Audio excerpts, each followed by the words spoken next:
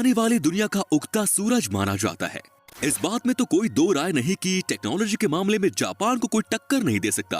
पर इन सब के अलावा जापान को एक गायन शौचालय का भी देश कहा जाता है, या फिर एक ऐसा देश जहां की ट्रैफिक लाइट्स ब्लू कलर की होती हैं, और भी बहुत सारी चीजें जो इस देश को दुनिया से बिल्कुल अलग बनाती हैं। तो चलिए खुलकर जानते हैं इस देश के बारे में। Number 1, square watermelons.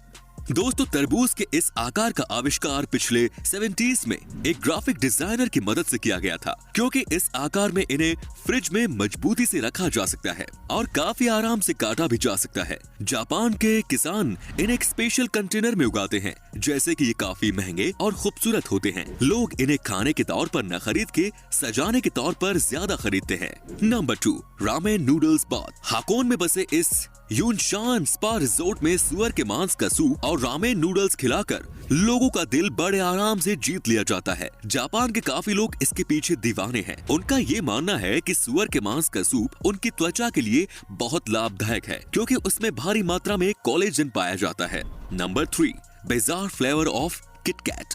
Chilli paper, wasabi, sweet potato, grill corn, soybean, salt watermelon, mango, green tea, ये सब बस कुछ किटकैट के छाटे गए फ्लेवर्स हैं जो जापान के लोग खाते हैं। इनमें से आप कौन सा खाना पसंद करेंगे, कमेंट्स में जरूर बताएं। Number 4, fake food. जापान के कुछ एक्सपर्ट्स प्लास्टिक और वैक्स की मदद से खाना बनाते हैं, और वो भी देखने में उतना ही लजीज लगता है जितना कि असली खाना लगता है। जापान के कितने ही रेस्टोरेंट्स इन प्लास्टिक के खानों को अपने रेस्टोरेंट्स की खिड़की के पास लगाकर भूखे इंसानों का ध्यान खींचने की कोशिश करते हैं। और आपको बता दूं कि इन प्लास्टिक के खानों को तैयार कराने में बहुत ज्यादा पैसे खर्च होते हैं। Number 5, rabbit island. 1940 की बात है, जब वैज्ञानिक ओकुनाशिमा आइलैंड पर कुछ चूहे लाए और उन पर टेस्ट करने का सोचा। पर कुछ महीनों बाद वहाँ उनकी तादाद इतनी बढ़ गई कि लोग वहाँ घूमने जाने लगे और अब वो एक टूरिस्ट प्लेस बन गया। Number 6, Purikura machines. किसी बूथ में फोटो लेना कोई नई बात तो नहीं, पर जापान ने अपने अनुभव से उसमें एक नया मोड़ दे दिया। उनके फोटो बूथ को पुरीकुरा नाम से जाना जाता है, जो आपको वही उसी वक्त उन फोटोज को एडिट करने की अनुमति भी देता है, और आप उससे अपने फोटो में स्टिकर्स ऐड कर सकते हैं, कुछ लिख सकते हैं, और इन सब के बाद बड़े आसानी से उन फोटोज को अपने सेल फोन में भेज सकते हैं। Number 7, people pushers. Metro station हो या ट्रेन स्टेशन, जापान में काम के घंटों में वहाँ आपकी सोच से भी ज्यादा भीड़ रहती है, और इसी सब के चलते स्टेशन स्टाफ और पार्ट टाइम मेंबर को ये ड्यूटी रोज निभानी होती है कि ट्रेन में जितने पैसेंजर्स हो सके उतने भर सके, जब तक कि दरवाजे बंद न हो सके। Number 8, umbrella parking lot. आम देशों में हम किसी बिल्डिंग में जाने से पहले अपनी कार या बाइक को पार्क करके अंदर चले जाते हैं, पर जापान में अगर आपको किसी बिल्डिंग में जाना हो तो कार्स और बाइक्स को पार्क करने के साथ साथ अम्ब्रेला भी पार्क करना पड़ता है, और आपका अम्ब्रेला वहाँ से कोई नहीं ले जा सकता। अम्ब्रेला पार्क करने के पीछे मकसद ये है कि आप बिल्डिंग को पानी करने से बचा सकते हैं अगर आपका अम्ब्रेला पानी से तर हो। जापान के लगभग सभी सरकारी बिल्डिंग, होटल और ऑफिसेज में इन अम्ब्रेला पार्किंग लॉट का इस्तेमाल होता है। Number 9, millions of vending machines. दुनिया के कई देशों में वेंडिंग मशीन नाम की कोई चीज ही नहीं है, वहीं पूरे जापान में 5 मिलियन से भी ज्यादा वेंडिंग मशीन्स का इस्तेमाल होता है। जापान के लोगों का देर रात तक काम करना बिल्कुल आम बात है, और इसीलिए उनके स्नैक्स और सोडा के लिए ही इन वेंडिंग मशीन्स का इस्तेमाल ज्यादा होता है। पर वैसे आप इन वेंडिंग मशीन्स से कुछ भी खरीद सकते हैं, महली से लेकर अंडरवियर भी, कुछ भी। तो दोस्तों, आप क्या सोचते हैं, हमारे देश में भी ये सुविधा उपलब्ध होनी चाहिए या नहीं, कमेंट्स में जरूर बताएं। Number 10, train delays make headlines. समय की पाबंदी और अनुशासन का जापान में बड़ा महत्व है, और ट्रेन स्टेशन इस चीज से बचने के लिए कुछ भी कर सकते हैं। दोस्तों, अगर ट्रेन 5 मिनट भी लेट हो जाए तो रेलवे कंपनी को एक उनके वर्कर्स और पैसेंजर्स के लिए डिले सर्टिफिकेट देना पड़ता है, जिन्होंने उनकी वजह से शायद कोई इम्पोर्टेंट मीटिंग मिस कर दी हो। और अगर ट्रेन किसी वजह से 1 घंटे से ज्यादा लेट हो जाए तो रेलवे कंपनी को न्यूज़पेपर में एक माफीनामा देना पड़ता है। Number 11, silent karaoke. कोन के आकार का बना ये माइक्रोफोन एक अलग तरह का माइक्रोफोन है। इसे वहाँ के लोग अपने मुंह के ऊपर लगा के रखते हैं। इसकी मदद से वो अपनी भुनभुनाहट को दूसरों तक नहीं ले जाने देते। अक्सर जापान में इस गैजेट का इस्तेमाल ज्यादातर वो लोग करते हैं जो अपने अगल बगल के लोगों को परेशान नहीं करना चाहते, या फिर वो लोग जिन्हें पब्लिक प्लेस में खुद में गाना गाने में शर्म आती है। Number 12, polite slurping. वैसे तो दुनिया में कितने ही देशों में झुकने को अच्छा नहीं माना जाता, पर जापान में झुकने से ही किसी खाने की प्रशंसा मानी जाती है। अगर नूडल्स खाते वक्त आप झुके नहीं तो उस रेस्टोरेंट का शेफ ये समझेगा कि आपको उसका नूडल पसंद नहीं आया। Number 13, face napkins.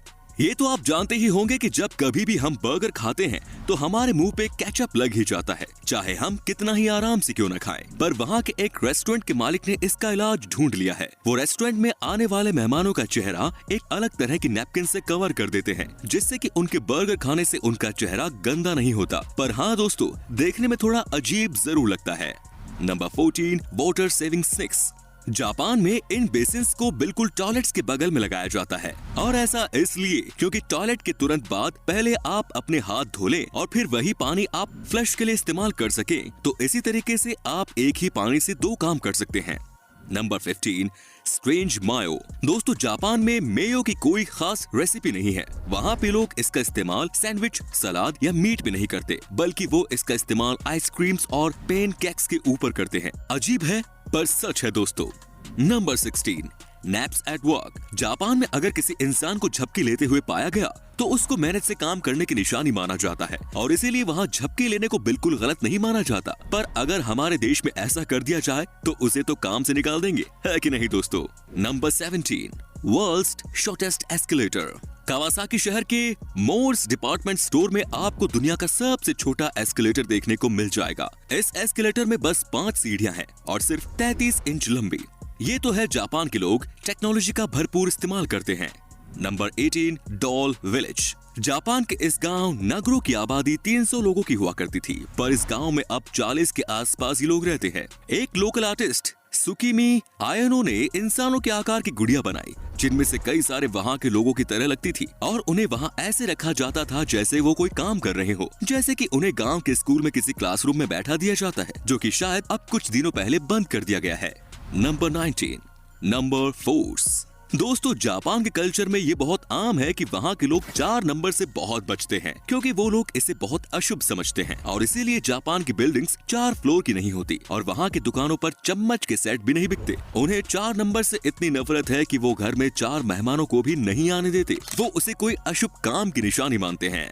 Number 20, blue traffic light. Japan के सड़कों पर हरे कलर की लाइट की जगह नीले रंग की लाइट का इस्तेमाल होता है, और इसके पीछे का राज इनके नाम में ही छुपा है। इतिहास में ग्रीन और ब्लू को एक ही नाम ब्लू से जाना जाता था। जब जापान में पहली बार ट्रैफिक लाइट्स का इस्तेमाल किया गया था तो वो हरे कलर के ही लाइट्स का इस्तेमाल करते थे, पर जब उन्होंने सच जाना तो उन्होंने ग्रीन की जगह नीली लाइट्स का इस्तेमाल करने का इरादा बना लिया।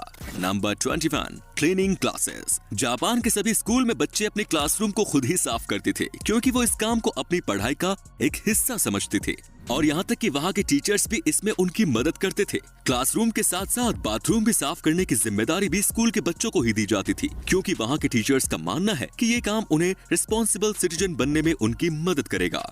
Number 22, footpath train.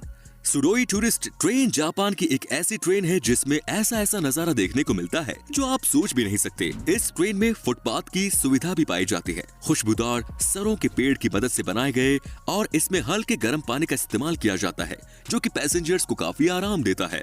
Number 23, futuristic toilet. Japan के टॉयलेट्स आम टॉयलेट्स की तरह बिल्कुल नहीं होते। ये बहुत ही अच्छी तकनीक से बनाए गए हैं। इन टॉयलेट्स को इस्तेमाल करने से पहले आपको पता होना चाहिए कि आखिर इसमें मौजूद इन बटन्स का मतलब क्या है। इसमें कई अलग तरह के ऑप्शंस पाए जाते हैं, जैसे कि अगर आप चाहे तो टॉयलेट सीट को अपने मुताबिक गर्म कर सकते हैं, आप चाहे तो गर्म पानी स्प्रे कर सकते हैं, और चाहे तो आप गाने भी बजा सकते हैं। दोस्तों, जापान के इस टेक्नोलॉजी के लिए एक लाइक तो बनता ही है। Number 24, crazy flavour ice cream. Japan के लोग खाने के अजीब अजीब जोड़े बनाते हैं और उसे बड़े चाव से खाते हैं। उसी में से एक है ये आइसक्रीम फ्लेवर। आइसक्रीम फ्लेवर के नाम पर जापान के लोग घोड़े का मांस, कैक्टस, चारकोल, लहसुन का इस्तेमाल करते हैं, और ये सब इनके लिए कोई हैरत की बात नहीं। Number 25, space saving parking lot. दोस्तों, जापान लोगों से भरा हुआ देश है। वहाँ के लोग पार्किंग लॉट्स के नाम पर जगह की बर्बादी बिल्कुल नहीं करते। जैसा कि आप स्क्रीन पर देख पा रहे होंगे किस तरह वहाँ के लोग मल्टी लेवल गैराज का इस्तेमाल करते हैं। Number 26, robot run hotel. Nagasaki के एक होटल में रोबोट वहाँ के स्टाफ का एक बहुत बड़ा हिस्सा है। उन्हें हैन्ना के नाम से जाना जाता है, जिसका सीधा मतलब है स्ट्रेंज। इंसानों की तरह दिखने वाले ये रोबोट हर वो काम करते हैं जो एक इंसान करता है, जैसे कि गेस्ट से मिलना, लगेज उठाना, कॉफी बनाना, रूम्स को साफ करना और भी बहुत कुछ। और तो और वो बात करते वक्त मुस्कुराते भी हैं, पर उनके अगल बगल वहाँ के स्टाफ मौजूद रहती हैं, इसकी देखरेख में कि आखिर वो ठीक तरीके से काम कर रहे हैं या नहीं। Number 27, cafe companion.